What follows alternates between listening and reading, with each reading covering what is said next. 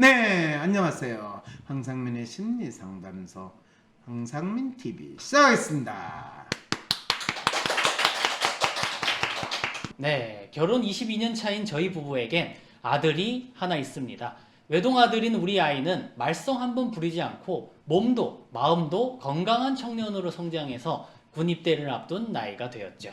그리고 얼마 전 군 입대 신체 검사를 받았는데 아들의 혈액형이 조금 이상했습니다. 그동안 제가 알고 있던 혈액형도 아니고 저희 부부의 혈액형에서는 나올 수 없는 혈액형이었습니다. 불길한 생각은 끊이지 않았습니다. 별의별 의심이 꼬리에 꼬리를 물었고 이러느니 깔끔하게 유전자 검사를 하는 게 나을 것 같아 유전자 검사를 진행했습니다. 놀랍게도 유전자 검사 결과 아들은 제 아이가 아니었습니다. 아내는 아들을 임신했을 즈음 다른 남자와도 관계가 있었고 누구의 아이인지 모른 채 결혼을 했다고 합니다.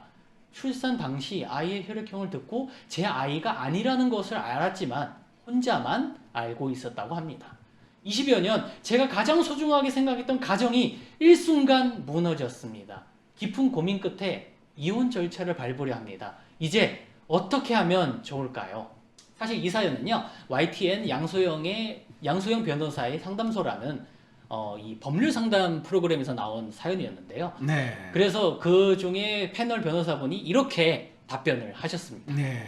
명백한 이혼 사유죠. 일단 아내가 혼인 전에 어떤 정교 관계를 가졌다고 하면 그 부분은 사실 엄밀하게 이혼 사유라고 볼 수는 없지만 아내는 혼인하고 출산을 한 이후에 아들이 남편의 아이가 아니라는 것을 알고도 이것을 계속 숨겨왔거든요.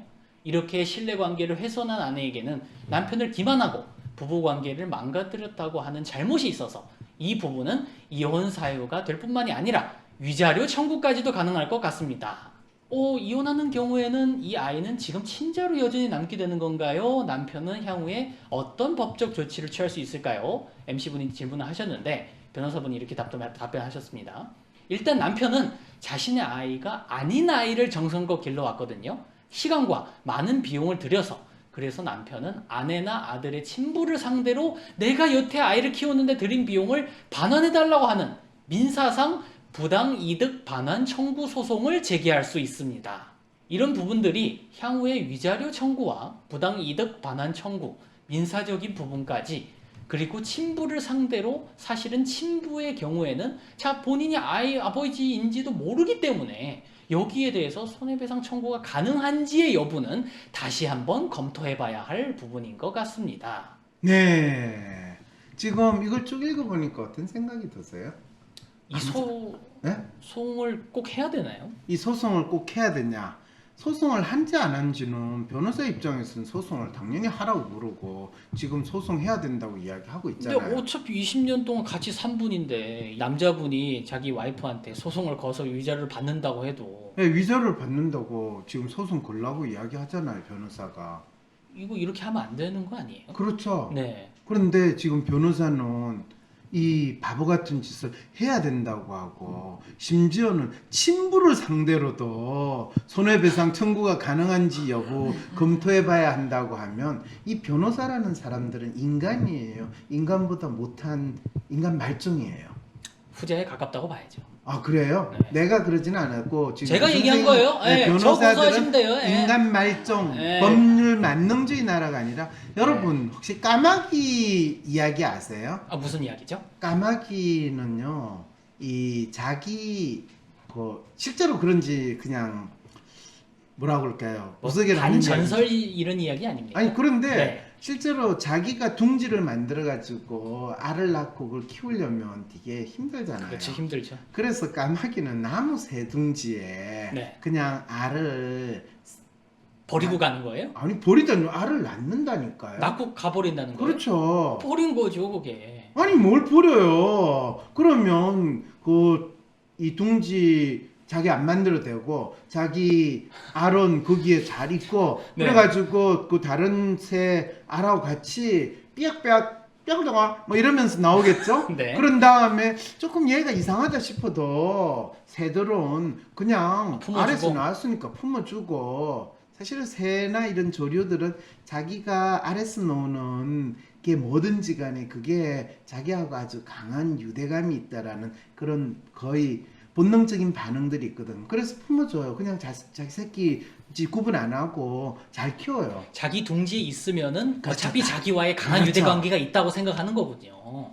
뭐 그게 어쨌든 네. 기계적인 본능적인 반응인데 그게 있어요. 네. 그 말은 가족이라는 게 뭐냐라고 하면 내 유전자를 가졌냐 안 가졌냐가 아니라 가족은 같은 집에서 같이 사는 사람이 가족이라는 뜻이거든요. 아, 그런가요? 아 그럼요. 패밀리 이러면서 서양에서는 패밀리를 가르칠 때 까마귀가 아니라 뻐꾸기가 그런데 맞아요. 네. 그러니까 까마귀나 뻐꾸기나 새죠, 새. 예.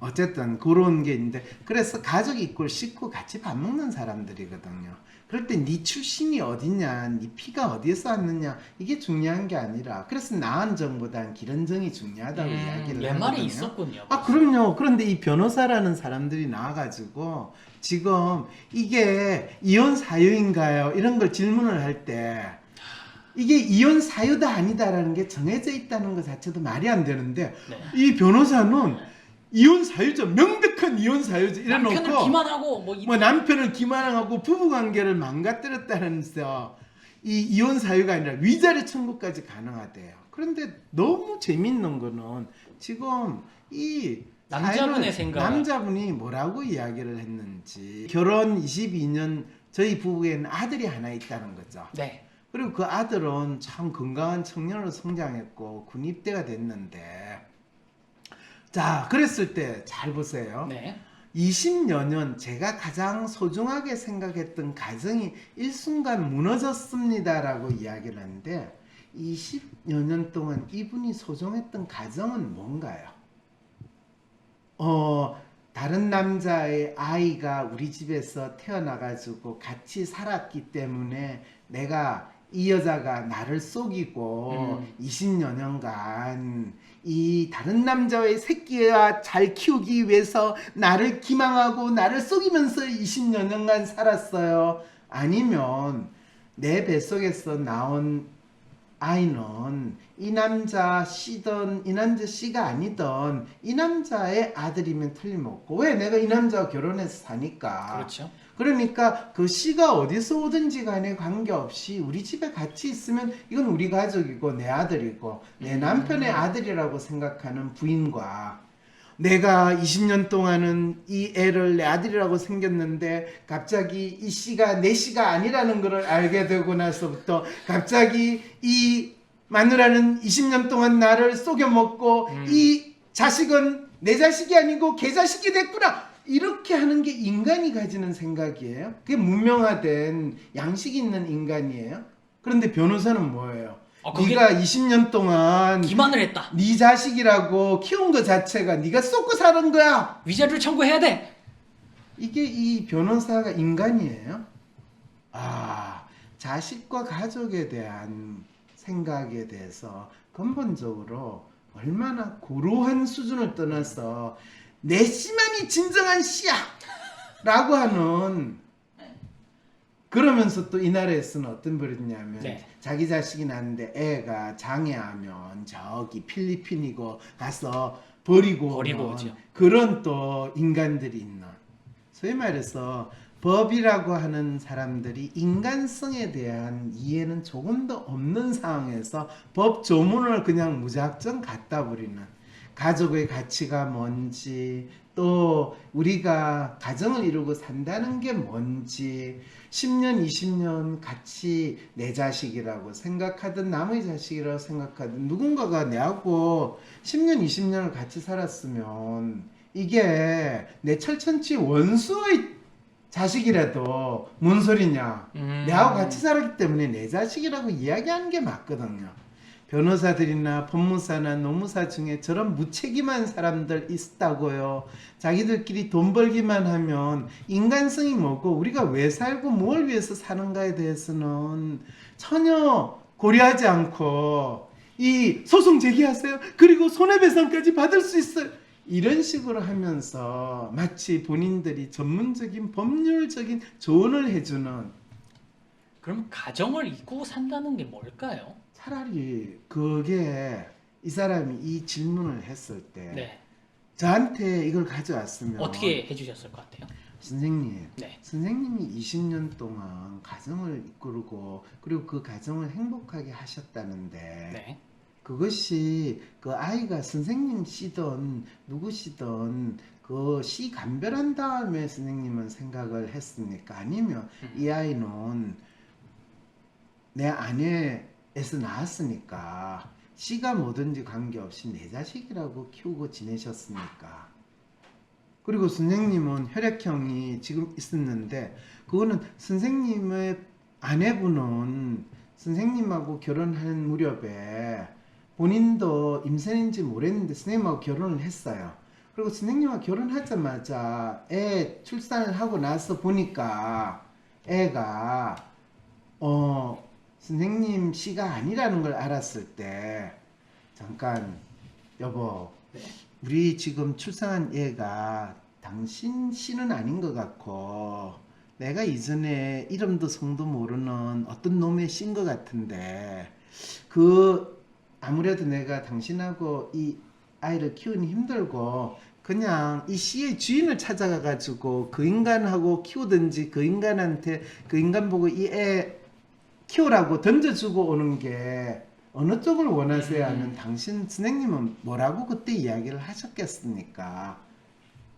이 더러운 년이 너가 나랑 결혼을 했단 말이냐? 그러면서 그때 선생님은 결혼을 깨고 아내분과 헤어지고 지금 이 자식을 이름도 성도 모르는 그 남자 자식으로 돌리시겠습니까? 20년 전으로 갔다면? 이 질문은 먼저 그분한테 묻고 싶어요. 20년 전 그 당시에 만약 알려줬으면 어떤 생각을 그렇죠. 하실지. 그랬을 때 그 당시에 이 아내분은 뱃속에 있는 아이가 중요한 게 아니라 선생님하고 결혼해서 산다는 게 좀 더 중요했을 것 같은데 선생님이 20년 동안 이 아내분과 잘 지내고 그 다음에 선생님이 이 아이를 이 아드님을 이렇게 훌륭하고 멋진 아이로 키웠는데 그거를 선생님 스스로가 부정하고 이혼을 하겠다라는 생각이 드십니까? 그리고 너는 내 자식이 아니다. 내 씨가 아니니까 이렇게 이야기한다면 선생님은 대체 가족이라는 거는 꼭 선생님 이 정자에서만 나야지만 선생님의 가족이라고 생각하는 그런 사람인가요? 그런데 와이프는 왜 말을 안 한 거죠? 당연히 말 안 했죠. 왜? 그러면 말을 하게 되면 어떤 일이 벌어질까요? 깨질 수도 이 결혼이나 이 가정이 깨질 수도 있는 거예요. 그렇죠. 그렇게 해가지고 그 남자하고 헤어지는 거를 이 여성분은 원했을까요? 당연히 원하지 않았겠죠. 네. 적어도 이 남자하고 결혼 생활을 하고 싶어서 깨주지 않은 거예요. 말을 안 한 거예요. 내가 이 남자를 속여 먹어가지고 내가 뻐꾸기인지 까마귀인지 그 씨를 키우겠다. 이게 아닌 거거든요. 그리고 그 덕분에 아주 화목한 가정이 유지되었을 것 같다는 거는 그런 생각이 있다 하더라도 그 이후에 이 여성분은 자기가 이 남자하고 사는 것이 얼마나 중요하고 더욱더 운명적으로 생각해서 더 열심히 키우지 않았겠어요? 어떻게 보면 이 20년 동안 잘 살아온 것도 그 여자분의 노력이 분명히 있었을 거다. 그럼요. 엄마 입장에서는 아이를 위해서 말 안 하고 가족 안에서 아이를 잘 키우는 게 중요하더라고 이야기했는데 그 부분은 단순히 그냥 마치 동물의 세계에서 원숭이들이나 사자들이 그래요. 임신을 하게 되면 항상 그 무리에서 최고로 강한 이 동물한테 가거든요. 그렇죠, 그렇죠. 그러니까 지 뱃속에 있는 씨가 뭔지 그 누구신지 중요하지 않아요. 일단 자기 자신과 아이를 지켜줄 수 있는 최고로 강한 동물이 중요하기 때문에. 그런데 지금 이 동물보다는 조금 낫다고 하는 인간이 그랬을 때 내 씨만이 진정한 내가 가족으로서 이루고 내 씨가 아니면 지금 손해배상까지 청구해야 된다. 이 법률이 인간을 위한 법률이에요. 그래도 동물보다는 문명화되고 개화됐다는 이 사회에서 이 법률 이야기하는 변호사 어떤 느낌이 들어요?